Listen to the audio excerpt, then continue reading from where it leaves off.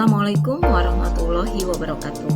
Perkenalkan, saya Aryati, guru biologi SMA Negeri 2 Kota Bogor.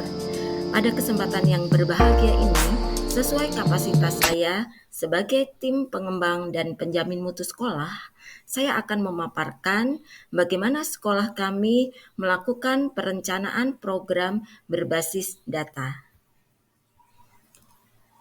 Apakah perencanaan berbasis data?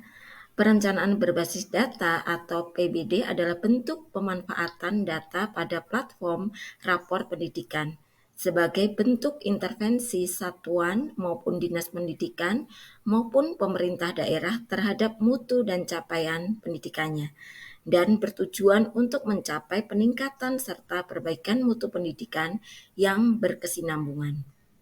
Perencanaan berbasis data bertujuan untuk memberikan perbaikan pembelanjaan anggaran serta pembenahan sistem pengelolaan satuan pendidikan yang efektif, akuntabel, dan konkret. Lalu, bagaimanakah sekolah kami SMA Negeri 2 Kota Bogor melakukan perencanaan program berbasis data? Berikut ini adalah tahap-tahapnya.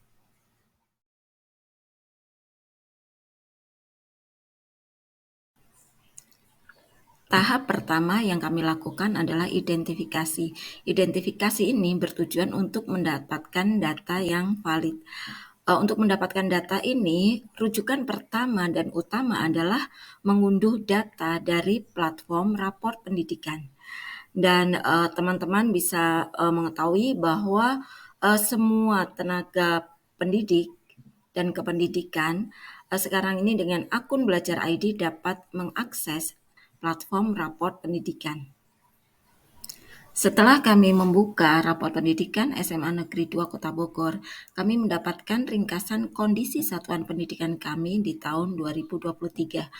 Alhamdulillah dibandingkan tahun 2022, kemampuan numerasi sekolah kami mengalami peningkatan paling tinggi di antara indikator yang lain. Dari seluruh capaian tahun ini, kemampuan numerasi menjadi indikator dengan pencapaian terbaik. Meski demikian, ada beberapa indikator yang akan kami tingkatkan kembali. Nah, maka kami membuka rapot pendidikan secara keseluruhan untuk mengidentifikasi indikator-indikator mana saja yang akan kami perbaiki.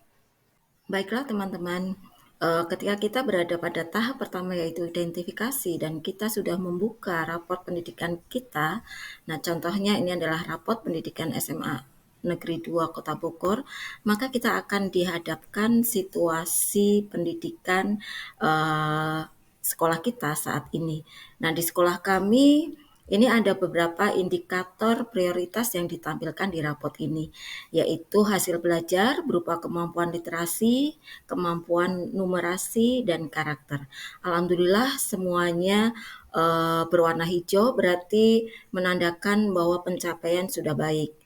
Kemudian kita scroll ke bawah lagi, di sini lingkungan belajar meliputi iklim keamanan sekolah, iklim kebinekaan, dan kualitas pembelajaran itu juga berada pada kategori baik. Nah, untuk kemampuan literasi kita mencapai skor 88,89%, untuk kemampuan numerasi 81,82%, dan karakter itu baik. Nah, tetapi kita melihat bahwa kemampuan literasi itu menurun 2,44% dari tahun 2022. Kemudian kemampuan numerasi itu naik sebesar 8,28% dari tahun 2022 dan karakter itu juga naik 4,76% dari tahun 2022. Kemudian iklim keamanan sekolah yang merupakan lingkungan sekolah, survei lingkungan sekolah, ini capaian turun 13,42% dari tahun sebelumnya. Dan iklim kebinekaan ini naik 7,96%. Kualitas pembelajaran juga naik 2,54%. Nah, ini kita akan menganalisis indikator prioritas manakah yang akan kita eksplorasi. Kalau dilihat dari capaian turun dan capaian naik, maka yang kita prioritaskan adalah capaian turun. Capaian turun yang paling tinggi adalah iklim keamanan sekolah, di mana sekolah kami menurun 13,42%. Nah, sehingga merujuk pada indikator prioritas iklim keamanan sekolah, kita akan mengeksplorasi dengan mempelajari bagaimanakah akar permasalahan mengapa iklim keamanan sekolah di sekolah kami itu turun. Selain kita bisa mengetahui melalui rapot pendidikan ini kita berada pada kategori yang mana, apakah warna hijau yang menandakan baik, apakah warna kuning ataupun warna merah yang menandakan tidak baik, ya kita juga bisa mengetahui posisi peringkat sekolah kita dibandingkan dengan sekolah-sekolah lain di provinsi Anda atau secara nasional. Nah, ini sekolah kami pada iklim keamanan sekolah ini berada pada kategori baik dan peringkat menengah atas 21 sampai 40% di provinsi Jawa Barat dan peringkat menengah atas 21 sampai 40% secara nasional. Ya. Kita lanjutkan kepada tahap selanjutnya yaitu eksplorasi masalah. Kita sudah menetapkan bahwa iklim keamanan sekolah yang kita tetapkan sebagai skala prioritas utama. Maka kita akan mengeksplorasi untuk mempelajari akar permasalahannya ada di mana. Kita arahkan kursor ini, kita klik pelajari akar permasalahannya. Nah, di sini kita dihadapkan kepada berbagai indikator yang mempengaruhi mengapa iklim keamanan di sekolah kita turun 13,42%. Di sini kita bisa melihat penyebabnya itu apa saja, dan skor juga nampak di sini dari skor yang terendah sampai skor yang tertinggi dari berbagai indikator tersebut. Nah, faktor-faktor tersebut bisa kita pelajari lebih detail dengan mengklik detail yang ada di sini.